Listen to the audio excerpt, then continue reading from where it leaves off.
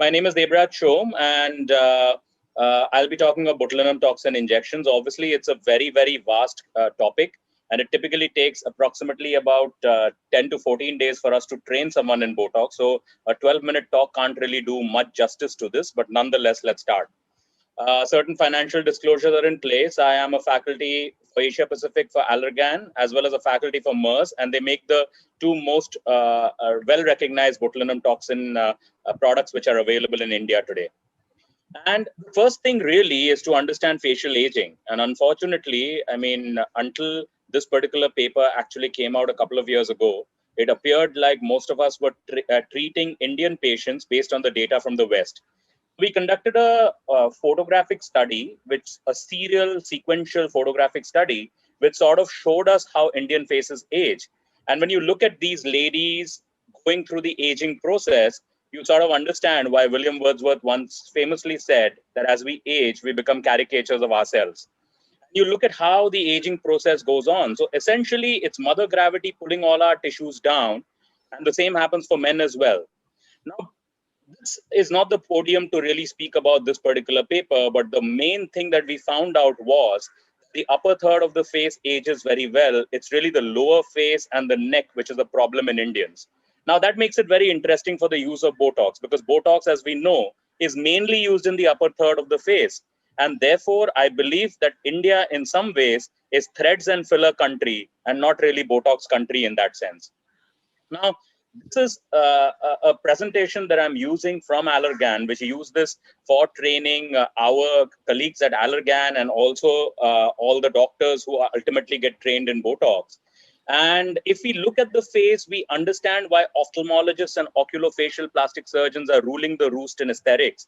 In fact, at the American Board of Facial Cosmetic Surgery, almost 50% of the graduates or the diplomates are from ophthalmology background. That's because the upper face is what ages quickly, especially with the blinking of the eyes, and with this part having the thinnest skin. It's the part to show the first effects of aging. And when we go ahead and also consider that people socially are looking at each other between the at the eyes, it becomes very critical to understand why this part really drives perceptions of aging all over the face. And when we actually start consulting a patient, it's important to really talk about the whole face, because you may do Botox only on the upper part of the face, but once you've done the Botox, everything that you have not spoken about will actually come back to haunt you, because the patient will blame you for it. So a good history, a good examination, a three-step examination with a detailed consultation. Our typical consultation takes about 30 minutes for the first consultation. And this consultation is a method of setting the roadmap for all the treatments that the patients may undergo in the future. So it's important to know where you expect them to reach if they spend a couple of years with you.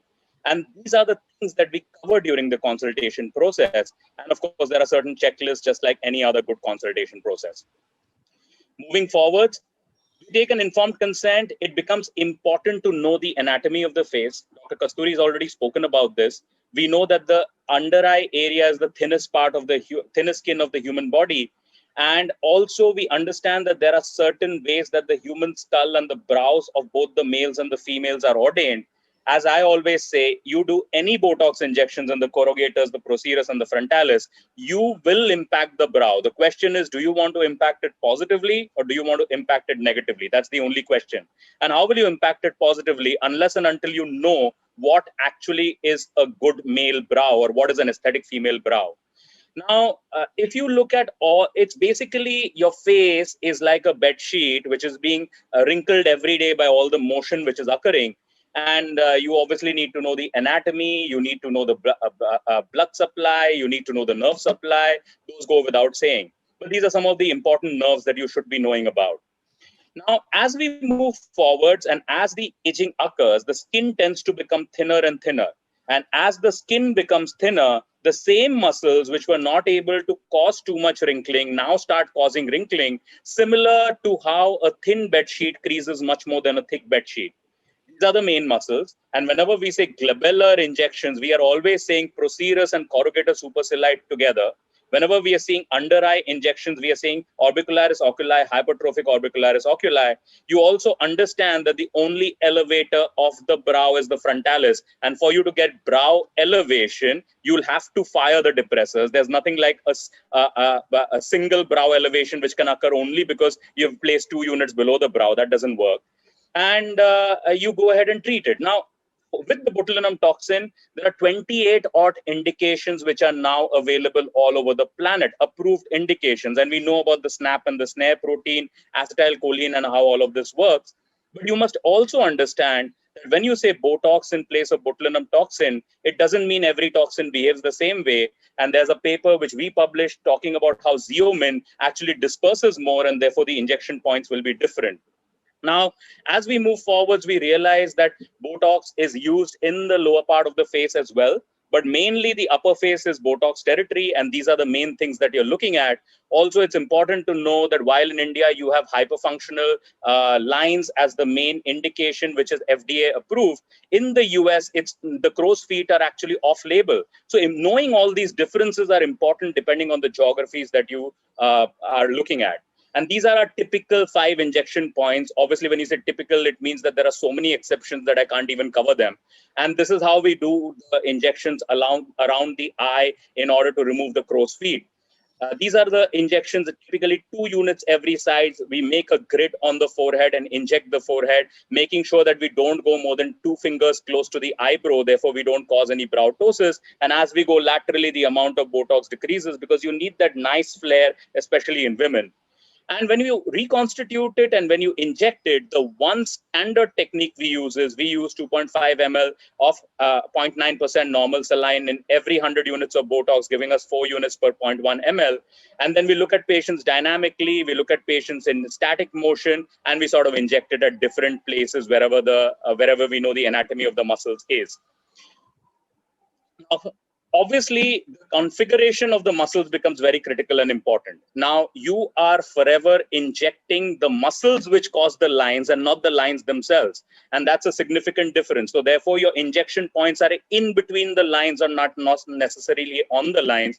And that's what I call about creating a grid and making sure that while you have functional work of the frontalis, which is there, but you are able to sort of reduce the wrinkles which are there. So you don't want to paralyze, you want to reduce activity. These are some of the injection methods that we go ahead and do, and we know about the complications which can occur, includes a ptosis, includes a quizzical brow, but there are ways and means of treating those. There are also newer techniques that we are perfecting all the time. It's becoming important for us to realize that the squarish jaws that most Asian women, including Indian women, are blessed with also responds really well to the botulinum toxin. And we actually published a paper which showcased how you can change the shape of the face using the botulinum toxin serially over a period of time. And these results actually last long. They last 4 years or more, as opposed to the botulinum toxin for the frontalis, etc., which can sometimes last less than 12 weeks. These are some of our other papers which have got published.